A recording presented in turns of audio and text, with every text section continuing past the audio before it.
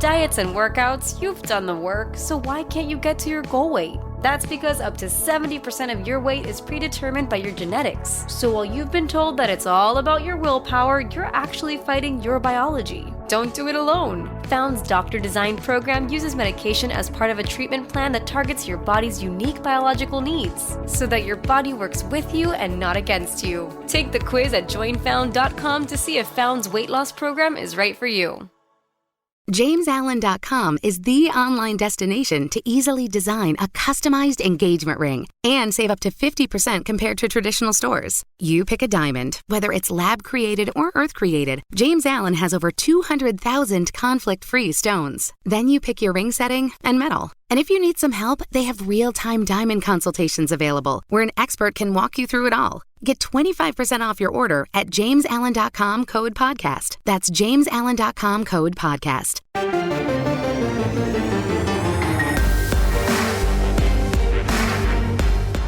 Welcome to the PowerCat Podcast, GoPowerCat.com's Kansas State Athletics Show. Make sure you're subscribing to our show at Apple, Spotify, Amazon, or wherever you get your podcasts. Now, from the GPC studios, here's your host, GoPowerCat publisher, Tim Fitzgerald. Welcome to another edition of the PowerCat Questions Podcast. Today we will be talking exclusively about the passing of Raquel Welch and what it meant to me in my childhood. This will be an inappropriate podcast. What? Just so everybody... No clue what that Just reference. so everybody... Okay, so my fellow olds, actually those older than me, will understand what I just said, but the young guys are scrambling, and I hope they find the cave woman photo of Raquel Welch. The Kansas City Bomber was trending on the day of the Kansas City parade because Raquel Welch starred in a movie called Kansas City Bomber, and she passed away on the same day as the parade. So it was trending on That's Twitter. wild. I gotta love The more you know. SEO. Well, I could say something, but I'm not. Welcome to the podcast. I just had to cut something out right there. We hope you're having a great day. I'm fired up to be here. I got a lot on my mind. Also about my next trip to the Fridge, wholesale liquor, at the corner of this and that in the town in which we live. They've got everything you need. And right now, as a K-State basketball fan, you need a lot of what they have. So if you're thinking about handling your problems the way I handle mine, head on into the Fridge. Say Fitz sent you, and don't admit that you know Ryan Gilbert. Tim Fitzgerald, Zach Carlson, Cole Carmody, and that guy, Ryan Gilbert, who subbed for me on the walk and talk post-game at Oklahoma. How'd I do? You did a great job. Good. Yeah, you stink. You like how I walked in the walk and talk? You're just a Crazy show idea. off. You young kids just going all willy-nilly with the walk and talk. I'm surprised you didn't forget how to talk. Oh, I did. You got a lot of production from the bench. Yeah. Did you go one take? Oh, God, no. I rarely do in the walk and talks. Yeah. Usually someone will walk behind me and make a face, or I'll think of you and have to start over. I think no one was in the arena by the time Gills did it. No one was in the arena during the game. Just Hey, you be nice. Sorry. It's funny. I got all the way down because we were way up there for the media section. I got down to record the walk and talk, and I left my phone up there, and I forgot the passcode for the GPC phone. So I had to go all the way up and back down. It was an adventure. My God. Sorry, that was not a good story. I'm sorry. I thought there was going to be a car chase or a knife fight or something. Oh, there was. That we'll tell you about Okay. later. Yeah. Okay. So stop into the Fridge when you're in town. The Cats lose at Oklahoma, in case you missed that. I mean, if you're listening to this podcast and you didn't know that information, I got a lot of questions for you. But the Cats did lose. They stunk it up again, particularly in the second half. But let me ask you this, Gills. Did you feel like in the first half, you're like, okay, they're not playing great, but they're involved. They're here. They're focused. First half looked fine. I would have put money if I was in Kansas for this game on at halftime. I would have live bet it for K-State. Yes. Like $125 worth, Gills? Yeah, would you done that? Somebody here might have done that. Not me, though. Not me. I was on Couldn't the be court. me. I'll just say I had way too much faith that this team would wake up and go. And honestly, it just got worse as they got deeper into the second half. Yeah. I'm the most positive person when it comes to Kansas State sports on this podcast, and I Not was last night. negative last night. What does that mean? Yeah, not last night. One of us decided to keep live betting. Boy, I was going to win a lot of money. That's pretty much the story of my betting career. I was so close. This is why I don't sports bet, period. Yeah, right. Okay. Just say no. The Kansas legislation knows what they're doing when they made it legal. They better name a road after me. We were just checking here. Apparently, Tim Fitzgerald contributed $3.2 million to this road alone. We're going to name it the Fitzgerald Highway. The good news is you don't have to take it into your taxes because you don't make enough money. All right, because I'll be broke. Not even have, probably won't even have property taxes at that point. Anyway, K-State comes home on Saturday to play Iowa State. They better get going here. They're running out of time. Jerome Tang brought up something interesting in postgame. Cole said, hey, got to win 2 more to be locked in. Now, I personally think they're locked in. I mean, I would think losing out might get them off the bubble, but I think they're locked in. They're not going to lose out. No. They're not going to lose out. They'll figure it out, and they'll beat that Oklahoma team honestly, here. If they can't beat Oklahoma coming to Manhattan, they don't deserve to be in at that point. If you can't defend your home court, look, losing on the road, that you can see it by how they really haven't fallen in the rankings. They stayed the same after losing at Tech. Losing on the road in the Big 12 doesn't hurt you. So if they win on Saturday, do they stay at number 12? I think they drop no matter what. Yeah, they'll drop no matter what. This was their second life of... This was a multiplier loss. Right. It wasn't 2 losses. It kind of felt like 4 now put together. It didn't feel like a fluke at all. I think this is kind of what we're discovering about Kansas State, right? But don't say they look tired. Oh, trust me, I won't. That's a horrible attack. Attack their character with that. Well, that leads right into the first question. Here we go. Want to get going. Questions from Wabash Station with the first half. It's Cole Carmody. From Jim Cat, is Keontae Johnson showing the effects of not playing for 2 years? Well, let's add some context to my previous comment. The Johnson family isn't happy with me, and friends and family. It's like they got a plan. They got like a calling group, I think. Because I said Keontae looks gassed. He hasn't played basketball in 2 years and appears to have hit the wall. They have decided I've attacked him for his heart issues. The guy sat out 2 years. I don't care if it's because he fell off his bike or nobody wanted him. He wasn't eligible academically. And actually, I'll just double down in the way they think I did. Yeah, it's a heart issue because he couldn't even exercise. He couldn't do anything. And I don't care if you're in peak condition. If you take a year, 18 months off from conditioning, you're not going to have the same depth of conditioning you had before. He's leaving shots short. Even his dunk last night, he barely got the thing over the rim. Now, we're talking about a guy at the KU game in Manhattan that about jumped out of the gym for an alley-oop and the last play of the game where he hit the ball in the air. He's so high, it's amazing. Guys, he's not getting that hop anymore. So I apparently have brutally attacked Keontae on social media, and I apologize for saying he looks tired because he can't possibly be tired. He's Keontae. I agree with all that, but I think it gets deeper when you look at some of his body language that we've seen on the court. It hasn't been great at times. Him and Noel, I think, have been a little chirpy at times. And going back to Tuesday evening in Norman, Coach Tang went out of his way to mention how, obviously, you're in bracketology, like you mentioned. That doesn't necessarily mean anything, but with Keontae Johnson, this was kind of a subtle jab at him. Tang said it doesn't matter what draft board selection you're at right now. You got to keep playing and lock in every night. And I don't care what Tang doesn't care what your draft projection is. You got to keep playing. And so it obviously is. He hasn't played for 2 years, and sure, that's having a big impact on this. But I think the effort hasn't been there for the entire team as of late, and Keontae Johnson's certainly no different with that. I feel like the guys around him need to step up. That's something I'm sure we'll get into, but you cannot have Cam Carter be a starter and not score any points for 2 games in a row. I don't believe he scored on Tuesday night. The whole team looks tired. It is. But it's magnified when it's your star player. And I think what's going on with Keontae, I agree. I think he is fatigued. I mean, it's impossible to watch him play and say this is the same player that we saw at the beginning of conference play. I think we got to take into account too, guys. I mean, after the Radford game, we asked him, where are you at conditioning-wise? He said, I'm about at 85%. So according to him, by his logic, he's at 100% right around the time when K-State's beating Baylor, K-State's beating Texas, and they're off to this hot start. It would make sense that he would kind of start to feel the effects of a season, and especially in a conference like the Big 12 where there are no off nights, literally.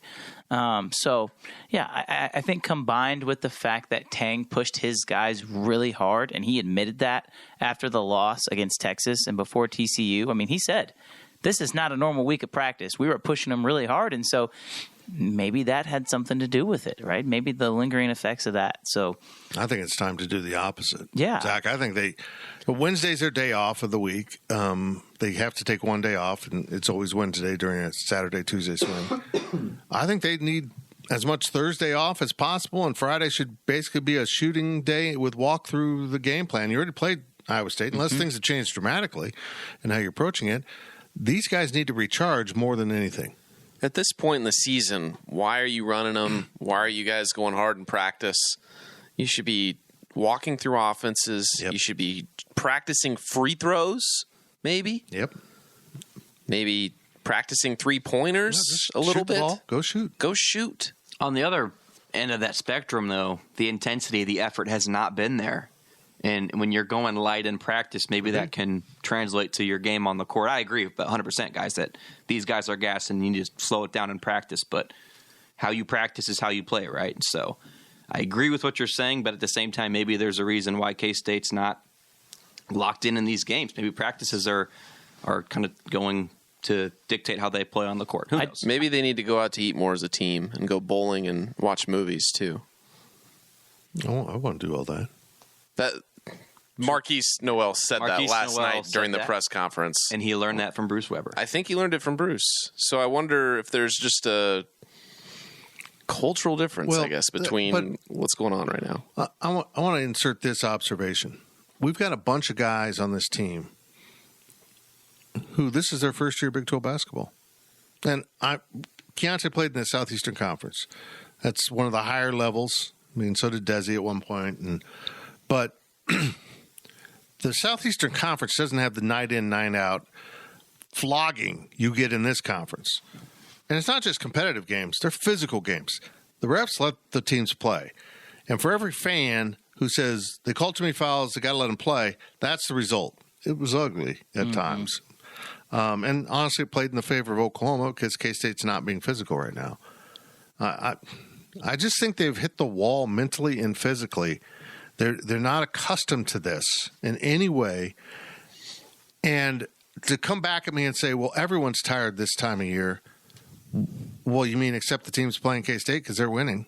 I mean, that just doesn't make sense to me. Yeah, everyone's tired, but you have to play through it or you're less tired.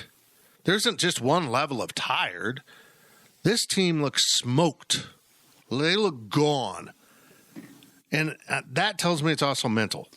I think this is exactly like Iowa State last year. That's a point someone made on the board. This is exactly like Iowa State. It can be recovered, and I've never said it can't be recovered. They made the Sweet 16 last year. They came in seconds away from making an Elite Eight. If K-State makes the Sweet 16 this year, all of this is forgiven. I mean, let's just keep it absolutely. I mean, all of this is forgiven.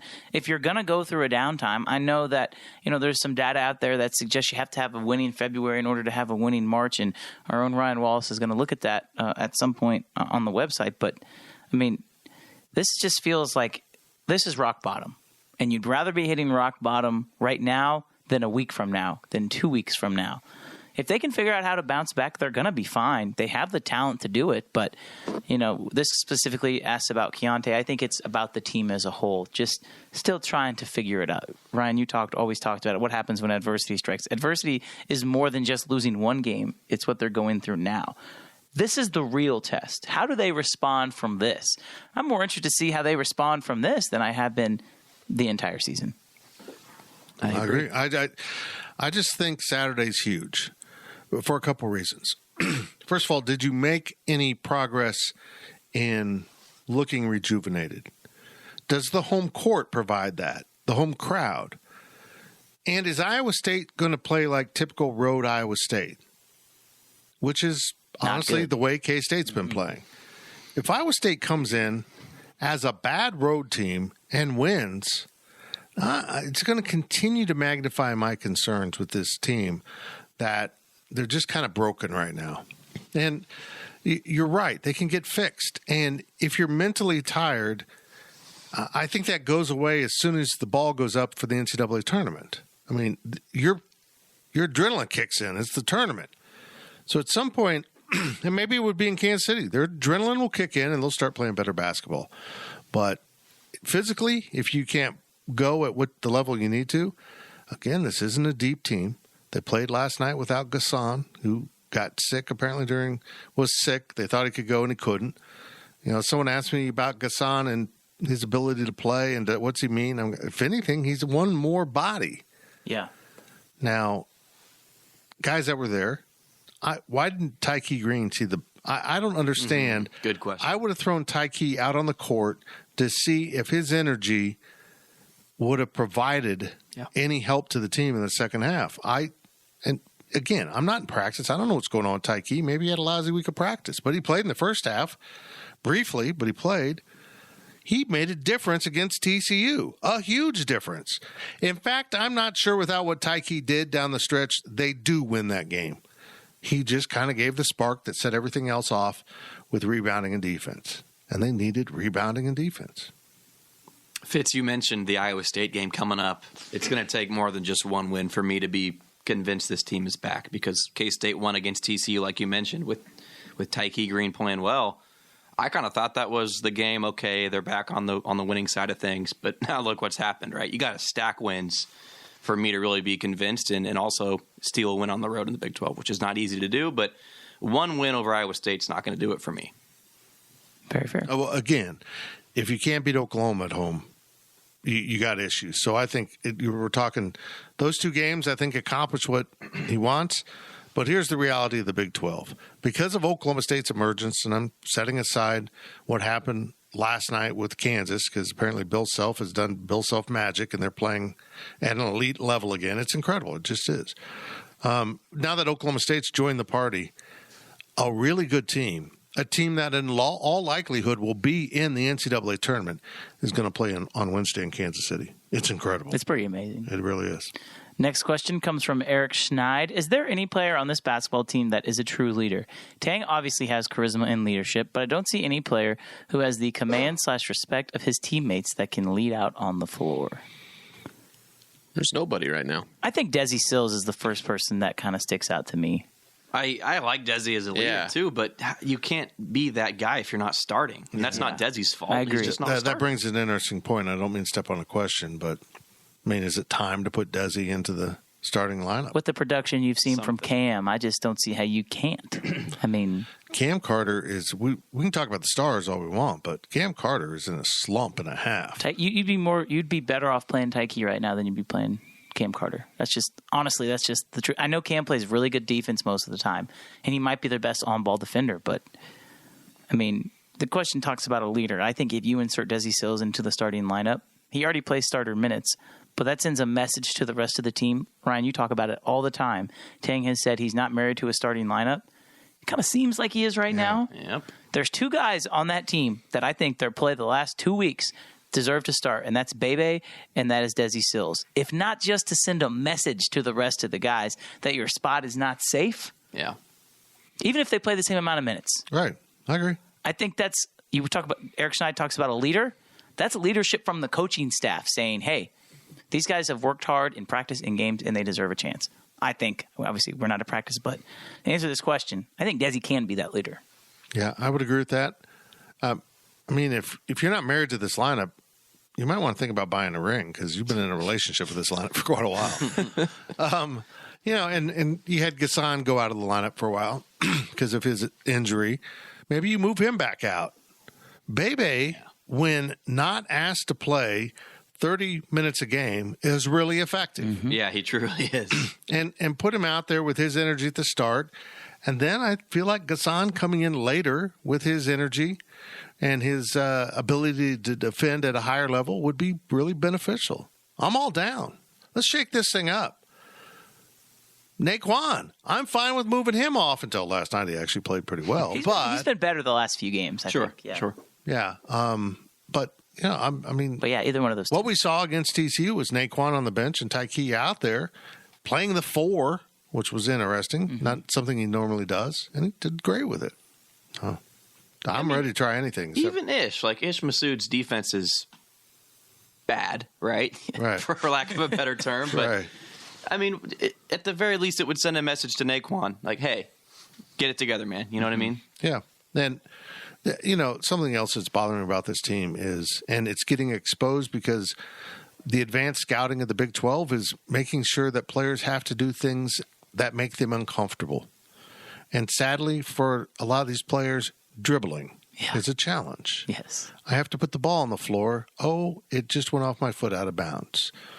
And I felt like Oklahoma, Porter Moser did a great job of pre-scouting to the point where when Desi or Cam put the ball on the floor, the defender knew better what they were doing than they did. And they kind of sat off Marquise and said, oh, you want to dribble through the lane? Fine, we'll meet you at the rim. I mean, I just felt like they did a good job of scouting. Yeah, I mean, he's an Elite Eight, or he's Final Four coach, as we all know, right? And so, I mean, everyone wants to talk about the negatives that Kansas State had on Tuesday, but there's two sides to every story. Oklahoma did play probably one of its best games of the season outside of that Alabama game. That's their best Big 12 game for sure. Yeah, absolutely. And they made 11 threes, right? And so, Oklahoma played well. But back to this question, we haven't even mentioned Marquise Noel. I would say he is the leader. Certainly off the court, he was kind of the glue, the anchor that kept, I guess, him and Masood together. But, they were both pivotal in recruiting all these guys. But on the court, he wants to be that leader, and I love how he has that passion. But turnovers, man. Yeah, he just keeps pushing to make the big play. And that's not exactly what this team needs right now. I mean, he's misinterpreting it in a way, thinking, I'm the guy, I got to make a play here. Nobody else is making a play. But he almost needs to back off that and demand someone else make a play. Until somebody, it's almost like he knows that he feels like nobody can make a play, so he's going to go try and make a play. And he can do it. We've seen him do it. But he is. I think we saw it the best this year. He's at his best when he is making passes and setting his teammates up. And I think if you ask Marquise, he'll tell you, my best trait is my ability to get others open. I mean, there's a reason why he's the single season leader in assists. So yeah, I think he understands that, but I also think he thinks, and honestly, he's right. Nobody else is making a play right now. Right. So that's just kind of the spot. It's a tough place for him to be in. And this next question we're going to get to is about it. The next one comes from AC6. Are there any parallels between what Adrian Martinez experienced with turnovers while trying to make plays at Nebraska and what Marquise Noel is experiencing with turnovers trying to make plays lately? Is there any chance we see an ultra-cautious Noel emerge like we saw in Martinez in the early games of the football season? I don't think there's a version of Marquise that is ultra-cautious. Yeah. Which I kind of appreciate. Yeah. I've grown to appreciate some of the things about Marquise because he's got a shooter's mentality, and I don't want him to stop shooting. I know. Yeah. I want him to figure out why he's missing. And as I said on an earlier radio segment today, it might be because he's fatigued, because shooting a ball from distance is muscle memory. This is the repetitive motion I make from 25 feet, from 23 feet. Here's the exact amount of oomph I need to put on the ball. That's a scientific term. Kids, look it up if you don't understand what oomph is. And maybe that mathematics you do in your head when you release the ball is a little bit off right now because he doesn't have the same oomph that he had. Or maybe there's something that's gone wrong. Maybe the elbow's drifted out. Maybe his hand position on the ball is not quite right. But I need him to assess that and figure it out. Who on this staff is the fundamental guy? I'm not sure. Yeah, I mean, it's so new for this staff with us. Mm-hmm. I mean, Rodney Perry seems like being the offensive coach, he'd be that answer. Yeah. But I mean, he came in so late, we really don't know. Yeah. I don't want Marquise to back off shooting the ball. That's his game. He has giant cojones. I just want him to regulate his cojones play to a point where he's not turning over the smaller ball that is called the basketball. Do you know what oomph means? Well, go ahead. You got the oomph is an acronym standing for one of my friends or one of my followers. This is a way to mention someone without directly naming them. That's not at all what I meant. Are you on the Uber again? Regenerate answer. I think for me, I agree with you on the last part. I don't think there is a cautious version of Marquise, as he shouldn't be, because he wouldn't be as good of a player. No, at that size, he can't be. At that size, you got to have. You got to be special. The big cojones, right? And I don't necessarily agree with the Adrian Martinez comparison because I don't think Adrian had the playmakers at Nebraska that he did at K-State, obviously, and I think Marquise has playmakers. We saw it early in the season. That's why he broke the assist record. He kind of reminds me of a hitter who's kind of in a slump, right? I mean, he starts off the season hitting .330 with, hitting 15 home runs, and then for the past 25, 30 games, he's hit .220. He still hit some home runs, not nearly as many, but he's just one click away from getting back to where he was. I feel like that's where we're at with Marquise, and I have confidence he'll return to that spot. But Mr. Gilbert, a lot of it depends upon his teammates, because if his teammates aren't making shots, then Marquise is going to have to try and make the acrobatic play. This is exactly what happened last year. He didn't have the playmakers with Bruce Weber. Hey, do not disrespect Luke Kazubke ever again like that. Thank you. Yeah. Thank you. Yeah. That's where I'm at with Marquise. Well, and also, I noticed on a couple of drives, he would take it to the rim, and four guys would watch him do that. And pass it to me. Mm-hmm. Instead of, one of the things I loved about this team were the cuts to the rim that made themselves available. And I just don't see that happening all the time. And when they played well in the first half, that's exactly what they were doing. They were breaking down a defense with motion away from the ball. And right now, I'm seeing Marquise doing a lot of stuff. Some of it he shouldn't. I recognize that. But nobody seems to be reacting to what your point guard's doing and making themselves available. And according to someone named Johnson on Twitter, it's because the rest of the team won't pass the ball to Keontae. I don't know if it's related. I don't. So you know what it's like to have a family member of K-State men's basketball not liking you. The Kazubkis don't like you? Shh. Yeah, that's it. That's exactly what he's talking about. Yeah. But I don't like the comparison with Martinez because the staff got in his ear and said, hey, don't turn it over. And he was just overly cautious. And Noel, like you said, Fitz, that's his strength, is taking those chances and having what was it? Cojones? Yeah. No, that's Noel's game. If you take that away from him, if you get in his ear and tell him not to do that, it's probably not going to go well. Look, I'll accept you don't know Raquel Welch, but you got to know cojones. Okay. Sorry. I know, turnovers are a big deal, but they're a bigger deal in football than they are in basketball. Yeah. A football and turnover, a turnover in football is worth 4 basketball turnovers. If you throw more than that. 2 interceptions, that's worth 8 turnovers in a game. That's not good. Maybe a little less. Maybe 3. I'd say more. I'd say more too. I'd say Really? 6 or 7. Yeah. Yeah, because you think about 3 turnover Possessions. game being 18 basketball turnovers. Yeah. You could still win, but you'd be wondering how. Mm-hmm. Right. 4 turnovers being 24, you're not winning. Mm-hmm. I guess I'm meaning personally.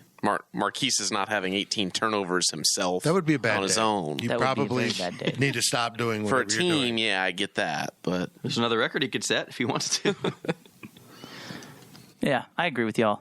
The last question of the pod. Y'all. Yes, we're in the southern part of America.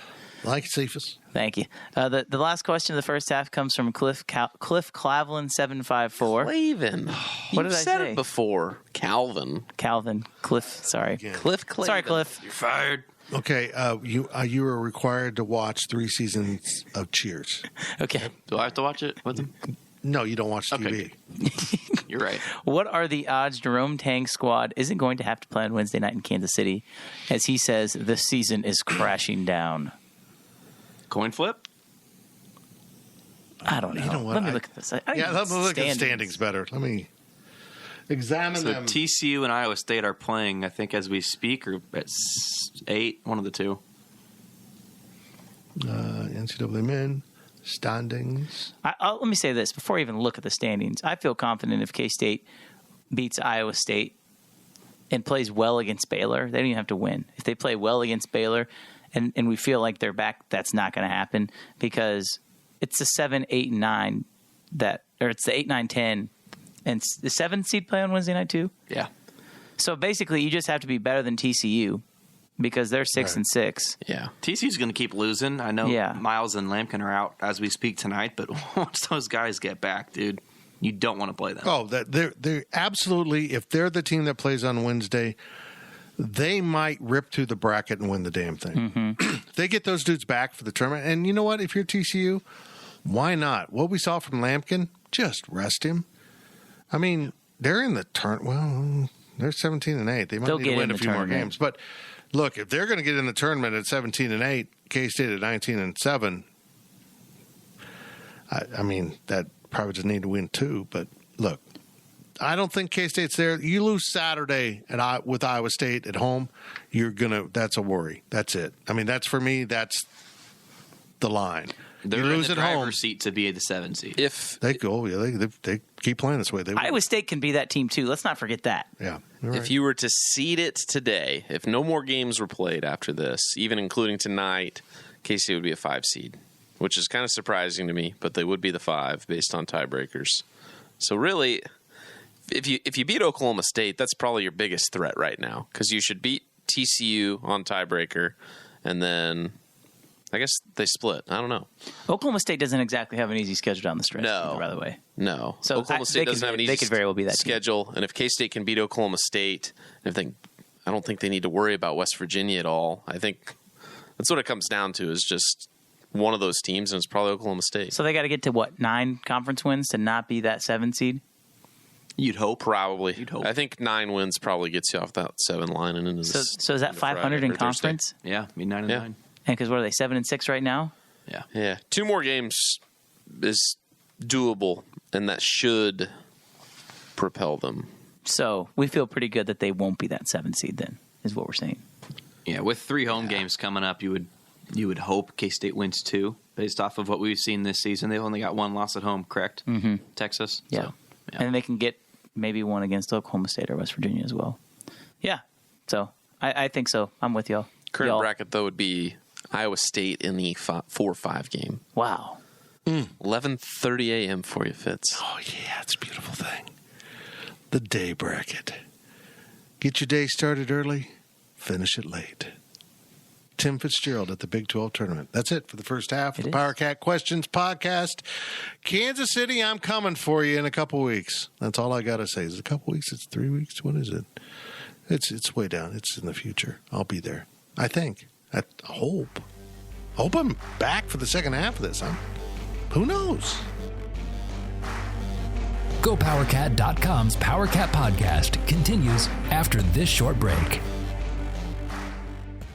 When the whole family comes together to watch the game, nobody wants to miss a second of the action to run to the grocery store. With Instacart, you can get all your weekly groceries in as fast as an hour. Less time shopping means more game time. Let's go. Visit instacart.com to get free delivery on your first 3 orders. Offer valid for a limited time. $10 minimum per order. Additional terms apply.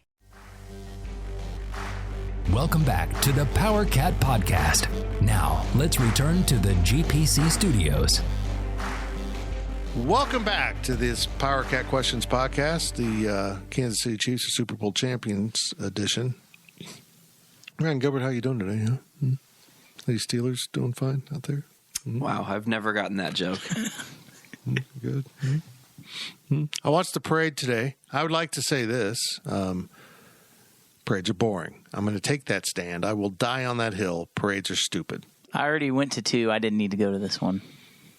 I mean, if they're not throwing out candy like Smarties to kids, and then they go into the Aggieville gutters that the night before had urine in them, and then the kids eat them, it's not a parade to me. If K-State ever wins the national championship, will they have a parade in Aggieville? No, because Aggieville will be on fire. It was close to being on fire Sunday night. Really? It was. You got a little heated down there? It got a little heat. Oh, there was definitely some heaters. Nice. Good. Being Good for them. Get going. Yeah. I celebrated my own way here at home. Did you go to the Fridge Wholesale Liquor? No, I don't do that. I do that, but no, I didn't do that Sunday. But if you're in town, you should go to the Fridge Wholesale Liquor. There's a rumor on the street that they sponsor this very podcast, and they've done it for many years. The Fridge Wholesale Liquor, it's in a former Blockbuster, but please do not ask for Die Hard on VHS. And if you are a member of this podcast and you go into the Fridge Wholesale Liquor, unless your name is Tim Fitzgerald, they will have absolutely no idea who you are. They don't have any idea, except for some of the managers. The rest of them don't know, don't care. Yes. They don't even check my ID anymore. Why? I don't know why you would assume I'm old enough. Look I'm a like you're kid. 20. Thank you. That's where we're going to start with this second half of the podcast.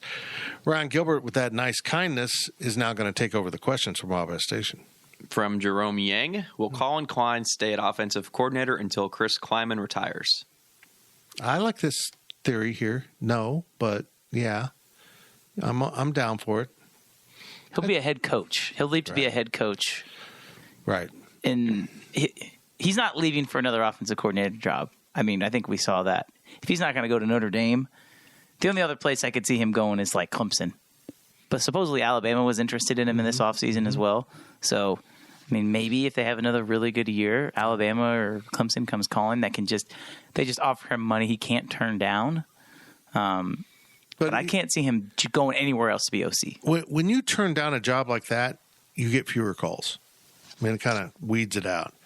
Once they're like, you didn't leave for Notre Dame, you're not coming to Mississippi State, they kind of eliminate themselves. He will be a head coach. He should be a head coach. He needs a couple more years on that. But when he gets there, I can see him at a Colorado State or a UNLV. UNLV makes a lot of sense to me if they have to hire another coach. Let's say their program gets rolling here because they've got a new coach, and they get going pretty good, and that guy gets a job. Eric Harper, being a K-Stater, might dial up Colin Klein. I'm not so sure he doesn't hold out until a Power 5 job. The new trend is to hire young coaches. I could totally see Colin being that trendy, young Power 5 coach. If K-State continues to ascend upwards, yeah. How long was Brent Venables? That's the only direction you can ascend, by the way. He was at Clemson for far too long, Cole, is the answer you're looking for. Why was Alabama interested in Colin Klein after the bowl game? Because I think he did a good job. I mean, most of the bowl game issues were defense. You're right. Yeah, I mean, I think the design of the deuce run probably caught Nick Saban's attention. Sure. Longest run for a touchdown with Nick Saban at Alabama. I mean, that'll get your attention that he's scheming up something. And let's be honest, they probably looked at the film and said, that guy made them competitive, and that physically they shouldn't have been. You got Cade Warner out there putting up numbers in the Big 12. I agree with that. And I think part of it, too, is, I mean, they got to spend a whole week at least around him in close quarters. They're preparing for him. They're talking to people about him. Nick Saban understands that Colin Klein knows football. Right. And, yeah, I mean, to answer this question, I think it's, first of all, can we just say how awesome it is that Colin Klein did turn that down? I know we haven't talked about this on a podcast yet. I mean, I was genuinely worried about the direction of this program if Colin Klein left. Not because players are going to leave, not because recruiting is going to go down or anything of that. But if you can't keep your highest prize as an assistant coach, is K-State really taking a step forward? This feels like a giant step forward for K-State, and they didn't do anything to raise his salary yet. It's going to happen, but they haven't done that yet. It was Colin Klein saying, no, I am a Kansas State Wildcat, and I am staying here. Yeah, I mean, when I went to bed on, what was it, Thursday night? Yeah. He was gone. Mm-hmm. I mean, from everyone, we're talking to, he's gone. And part of it was pay. When you start hearing they're upset that K-State isn't matching enough of the salary, it's never good. But I also believe Gene Taylor knows exactly what needs to be done. He just didn't have the financial means to do that. Gene isn't an AD that's going to say, we got to pay our guys $1 million, our coordinators. I'm just going to do it. I don't know where the money's coming from. That's not how he works. And good. Where's this money coming from? Do we have extra money coming in? And I think Colin Klein probably electrified the donor base saying, okay, it's right now. We can't wait till next week to talk to you about this because I know for a fact K-State was scheduling appointments to talk to major donors about giving to the Ahern Fund portion that was being set aside for contracts, kind of an endowment within the endowment. So it's, I think they realized, hey, alumni are calling. What do you need, Gene? What do you need? I'm confident that happened. I'm confident they came up with something more, but they can't just for him. They have for Clanderman. I put Connor Riley and Van Malone on the same stage, maybe. And then you spill over into basketball. It's a kind of a spiral, but it's where we're at. It's almost a good thing it happened, though, because I agree. It finally elevates, and the chances of a K-State coach being poached and it being unmatchable, the likelihood of that is far lower now. Right. You have donors who have finally said, all right, it's time to pay coaches. Well, the fact that the Kansas offense coordinator was getting more money than Colin Klein sets the tone. Let's be real. It's Colin Klein. Yeah. Like, he means more to K-State donors. He's a great coach, a great recruiter, but he's symbolic of so much more. And I'm sorry, but when he stands up on the stage after 2012 and they had that promotional video where he says, we're truly a family and nothing's ever going to change that, and that's what he says, and those are his words, and they play it before every football game, I think that kind of backs it up now. Like, that makes a little bit more sense now. But K-State dodged one. They really did. Because, I think the concerns about Avery Johnson following him were real. There's a great bond between the two. It's why, in a big part, Avery came. And I told people this, and I'll just say it now. People wouldn't have been fiercely mad at Colin for leaving for $1.5 million. Or, whatever the price was. Notre Dame's promoting from within after getting Andy Ludwig, who was K-State's offense coordinator for a couple of weeks and a cup of coffee way back when. They hired a guy named Gerard. Yeah, well, he's their tight end coach. It's okay. I don't even remember what I'm saying. But, look, he's staying. It's the best thing. I forgot where I was going with that, but here we are. Let's move on to the next question. Where was I at? I don't even know. I was just babbling. Let's go. From Zach, Gills, and Cole. Fitz. Could have just said us. From us. I wanted to hear my own voice. My God. Fitz, is the Pac-12 done? Yeah. Yeah. Okay, so if you're not following along on Twitter was a fantastic place. I had the friends today when it was running. Today being I figured you were going to say Wednesday. like right when it was invented. Twitter was marvelous, and the friends and family plan was attacking me because there's no way he could possibly be tired. He's off track again. The Chiefs parade. I know. Here we go. And then also more news breaking about the Pac-12. So apparently CBS and Turner were interested in bidding on the Pac-12 rights. Very interesting. Okay, so we already know Fox has dropped out, and if you're not following along, ESPN has essentially dropped out because they're having so many financial issues. The boss said, we're done doing stuff until we get to the NBA. Well, that eliminates the Pac-12 unless there was a great deal to be had. So now you've got Fox out, CBS Paramount out, ESPN out. I guess you still got NBC. We're finding out now Amazon doesn't want. There was this story about Amazon wanted the, quote, tonnage, which means add more inventory. Get SMU and San Diego State. We want all these games. Now we're hearing it's just the opposite. Amazon wants one game at most. Yeah. They want the best game of the week and put it on Thursday night, probably after football, after NFL football. Well, Apple doesn't want the tonnage. That's not what Apple wants. They don't want all that content from the Pac-12. So who are they getting this money from at this point that the chancellors and presidents put out a statement that claimed they were going to be in great shape? They were going to be fine.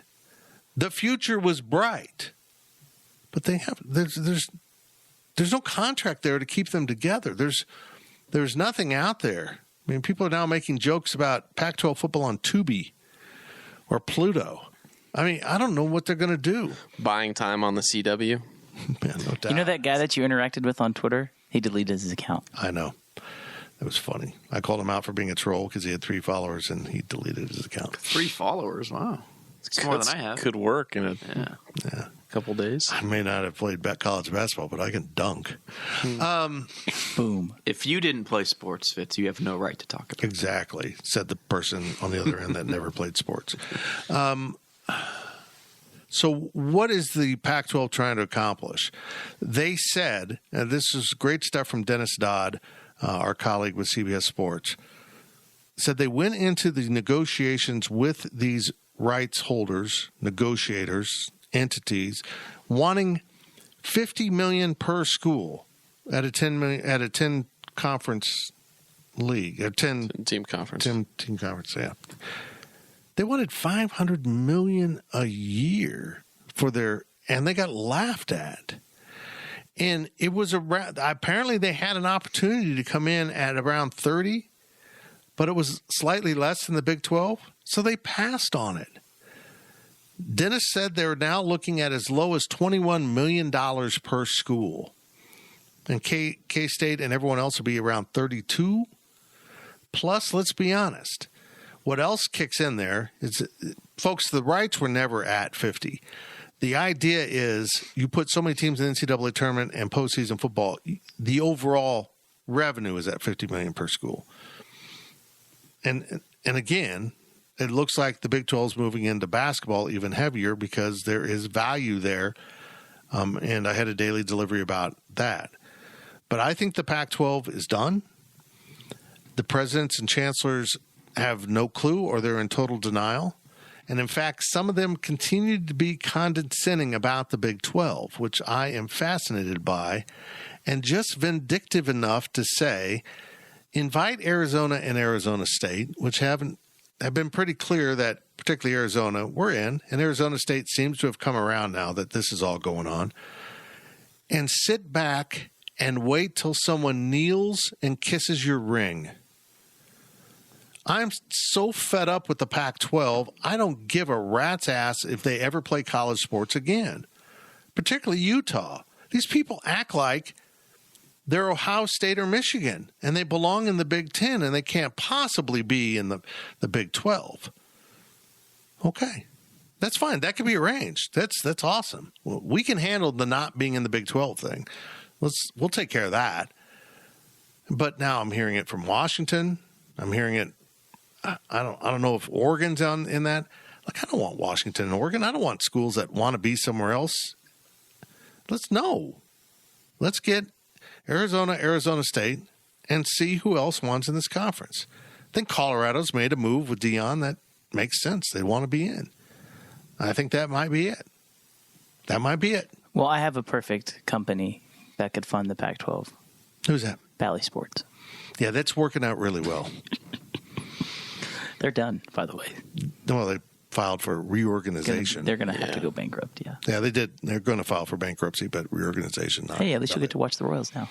No, they'll still be in some sketchy little corner of the internet.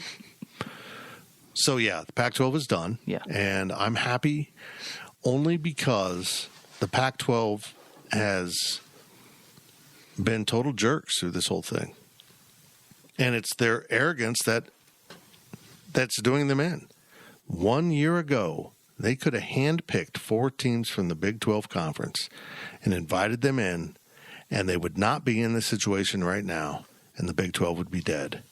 But their answer was, none of you are worthy of the Pac-12. Oh, how the tables turn. The turntables. That's how the turntables. Yeah. That was an Office reference. That was an Anchorman reference. Okay. What a time, though, that BYU, Cincinnati, UCF, and Houston all became power whatever. BYU has got to be loving this. Oh, yeah. This Utah stuff. I don't think they're allowed to give middle fingers, but if they could, I think they would. The fact that Utah is basically volunteering to destroy their own athletic department because they're too good for the Big 12 is one of the greatest things I've ever heard of in college athletics. You're so arrogant for no reason. You're willing to drive off the cliff while yelling, "Follow me, I know the way." That's exactly what some of these Pac-12 presidents and chancellors are doing. Mm-hmm. Good riddance, be gone. I love what Brett Yormark's doing. He's just kind of sitting back there, and once in a while he'll just say, hey, if anyone wants to call, I'm here. Because he knows it's going to happen. It's going to happen. They're going to call, and he'll handpick who he wants in. But I'm not the only one that's probably taking notes about how some of these universities, whether it's alumni or actual administrators, are appearing, what they're saying about the Big 12. So, good. Fitz, just to be clear, are you a fan of the Pac-12 and its fans? I can't tell. Again, I come back to this. When I say cultural fits, and by the way, that's FITS. I'm not. I mean, that could be one of my podcasts. You could be cultural fits. Yeah. It'd be a podcast for me. I don't mean liberal, conservative, anything like that. I just mean valuing college athletics. And Cal and Stanford don't. They're out for me. So there's a couple layers to this. First of all, what do you bring to the table? And do you value college athletics? So Cal and Stanford are non-starters for me. And Washington and Oregon are non-starters for me only because of they clearly want to be in the Big Ten. Mm-hmm. We'll sign a 5 to 7 year agreement, but we're probably going to leave after that. Okay, good. We don't want you. No, we've had enough black eyes. We want people that want to be here for the long term. We want schools. So, yeah, they kind of eliminate themselves pretty easily. I feel for Washington State and Oregon State, and I tweeted this out today also. I feel for them. Those are great fans with really pretty good athletic departments, particularly Oregon State's good in everything except the most important stuff. And basketball. Yeah, football, basketball. Yeah. But geography just kind of gets them. Size of their school and their following get them. The exact same things why Kansas State was supposedly going to be left out when the Pac-12 was dancing on the grave of the Big 12. So as much as I feel compassion for them, you made it very clear it's about survival because everyone was ready to destroy the Big 12 a couple years ago. And it didn't happen. And in all honesty, I think in 20 years, the Big Three conferences will be, I don't know what the names will be, but they'll be the Big 10, Big 12, and SEC. ACC is just waiting to blow up, and the Pac-12 is waiting to blow up, one sooner, one later. And the Big 12, Brett Yormark's put him in great shape, great leadership. Go watch that DD about adding Gonzaga and Villanova and exactly why he's looking to do it. I think Creighton would be on that list and St. John's. You'll have 16 football, maybe eventually 20 football, and 20 and 24 for basketball and all other sports. These conferences are so big. We can't go to – how does tennis go to games? Well, because now you have 24 schools and you have regional play. You don't play everyone in your conference in those sports. You just don't. You might play some, but you won't. And then you have a conference tournament. Have you ever done like a daily delivery on realignment? Be a good idea. I probably should do one. Yeah, but see, that's my problem. That was way too long for a daily delivery. Yeah, I got to break them up into topics. We got a few fired ups out of that. Yeah, do if we need them. From oh, I thought that was it. No, we got a few more, buddy. I thought you were going to put that in last. I was so confused. I kept going. From KROS518, can you speak a bit on Mr. Veneer's legacy in regards to K-State athletics? Where is the football program without him and his family's generosity? It doesn't exist. It doesn't. Without him stepping up and trusting Bill Snyder and John Weefald, Bill Snyder wouldn't have stayed. The only reason Bill Snyder put money in is, because Jack was willing to put money in. And there was just a bond instantly between those two men. Jack trusted Bill Snyder emphatically, and the Veneer family's always been generous. I'm from Salina. They're from Brookville. And so much in Salina is got the Veneer fingerprints on them. And if you ever met Jack and Donna who passed away earlier, you would have never, ever known that they just weren't wealthy. They were really wealthy. I mean, he just got in at the bottom level with Archer Daniels Midland and owned stock. And I've told this story before. I remember working at the Salina Journal in the late 1980s when the the stock market dropped, and we wrote a story about the Veneers Holdings and ADM stock dropped to like $200 million. Dropped to like $200 million. And that was the 80s, late 80s. But so you would never know they had this kind of money. They were so humble and generous with their money. I hope nobody ever, 30 years from now, considers taking that name off that building. When they have to renovate the Veneer football complex, I won't be here. Someone needs to stand up and say, no, this complex wouldn't be here at all without the Veneer family. It should never be removed. As Bill Snyder's name should never be removed from the stadium, because none of it would exist without them. Because if you aren't familiar with the truth of it, Bill Snyder was the last-ditch effort. And outside of that, K-State was going to follow Wichita State into non-football existence in the Missouri Valley. It was a plan. It wasn't a thought. It was an actual plan. It was time to give up and move on. So they were literally putting money, betting. They were betting with K-State down double digits in the second half that there would be a rally and a win. Jack Veneer's smarter than Tim Fitzgerald. The watch party in heaven for when K-State has their first game in September is going to be amazing. Well, it'll be pretty cool. Special people, amazing people. The kids are all amazing. John, Mary, all of you, I love you. I mean, they're just an amazing family. Last question comes from Kansas Power Cat 13. If you could add a sport to Kansas State, what would it be and why? 2. We have to add 2. You got to add men's and women's? Yeah, I would think, right? It's not what the question says. We don't need to think about the logistics here. Okay. Wrestling, they'd be the most successful. I believe that. Now, just with the culture of wrestling in the state, I think they'd be the most successful at wrestling. Personally, I think softball would probably be the one sport I would want to add, because you could. I mean, you would get a lot of people out to go watch softball games. Not saying you couldn't build a culture for wrestling, because Nebraska has a culture for wrestling and a culture for softball. But if I could add 2 sports, I would add softball. And they also have a culture for Runza. I'm just saying.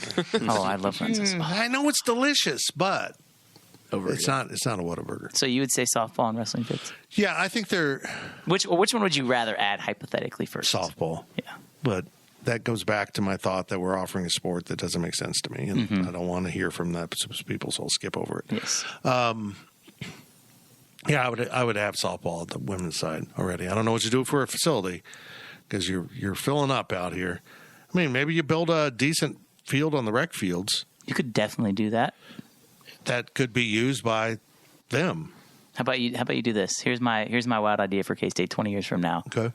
You add softball, and you basically build that complex where the rec center is now, and you turn Ahern into the rec facility, and that is your on-campus rec center. Not big enough? I don't know. I'm thinking about my own answer. Okay, go ahead. But wrestling can be in the volleyball center, by the way. That was my... In an NIL environment that college sports are transitioning to right now, and seeing how popular it is, it's probably the 3rd most popular sport in the SEC right now. I'm going to say gymnastics, especially now that you have former Olympians, people that went to the Olympics in 2021 in Tokyo. They are college athletes now. They don't have to be pro.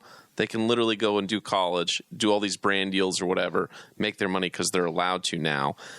And it's really good. It's a really good product right now. You can watch it on ESPN on Sunday afternoons. You know, when they put on these big duels, like the most crowded that Lloyd Noble Center has been in the last however many years, it's gymnastics. Yeah, they sell that thing out. And honestly, if you want to look at Oklahoma's move to the SEC, and if you just want to look at gymnastics, it is 100% the right move for them. They get to actually compete against proper teams in the SEC. That's a good one, Zach. But when you look at Livy Dunn from LSU, probably the most popular student athlete right now in all of sports. I should go look at Libby Dunn from LSU. You could. But she's popular on social media. You know that she goes to LSU. If you could do that, just even half of the rate for an athlete at K-State, it would do tremendously for the university. I'd see why she's popular. Yes. Okay. Gilbert? Cricket. Yeah. Wow, that is out of the box, actually out of the continent thinking. In K-State had ping pong instead? That'd be good. No, I don't have much of a strong opinion one way or another, to be honest. I like your answer, but it threatens my standing as the greatest tumbling run in Manhattan history was me leaving Dirty Dogs one night. So, yeah. Was this my birthday? No. You were like 12. Yeah. Well, you had a good tumble out of that one that time, too. I don't think I did, no. Oh. Maybe you just missed the curb. Oh, yeah. No, this was down the stairs. This was a good tumbling run. No, I think softball and wrestling just make the most sense. It's offered in high schools, corner to corner of the state. And, you know, I'm not thinking that you only can offer sports that your state kids are good at. But I'll say this, K-State football without Kansas high school football would be really bad. Why is there no softball when the World Series is 4 hours away from town? I'm with you, man. I don't understand. Softball would be the first one I'd add. Yeah. It really would be. And then if you wanted to go to Europe and recruit players, that'd be fine if you can find them. To play cricket? To play softball. Yes. You got to go one over. Got to go to the Commonwealth countries. What about rugby? Club rugby's pretty good. That's just, I don't know. No, not in the age of concussions. I can't see them adding rugby. It's too close to other sports. Too similar. Like cricket, Sure. gymnastics, Sure. and ping pong. Sure. That's it for the podcast. That's it. I think that's it. Is that it? Mm-hmm. Did I say that was the final question? Did I do my job? I don't listen to you. I know you Thanks for listening to us, though. Even though Ryan Gilbert was here, then Zach sneezing, and Cole's colon. Wow, that really was something different than I thought it would sound like. For Fitz and Zach and Colesy and Gilsey, we're done. Come back next week. We'll talk more. Thank you for listening to the Power Cat Podcast. Make sure you're subscribing to our show at Apple, Spotify, Amazon, or wherever you get your podcasts. Power Cat Podcast. All rights reserved. GoPowerCat.com.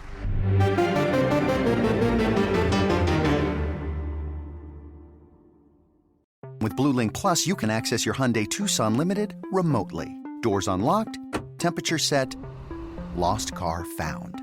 There it is. Get complimentary class-leading Blue Link Plus. Call 562-314-4603 for complete details. Call It What You Want is a brand new podcast part of the CBS Sports Golazo Network covering every angle of the United States men's national team. I'm Jimmy Conrad, and I'll be joining Jesse Marsh and Charlie Davies every week for a passionate, informed, and unapologetic conversation about all things U.S. men's national team, like tactics, American players home and abroad, match previews and recaps, interviews, and more. As our boys get set to compete for hardware in the CONCACAF Nations League Finals, the Olympics, and the Copa America in 2024, Call It What You Want will be along for the ride to provide expert analysis and unfiltered opinions, so fasten your seatbelts. And don't forget to download and follow on the Odyssey app or wherever you get your podcasts.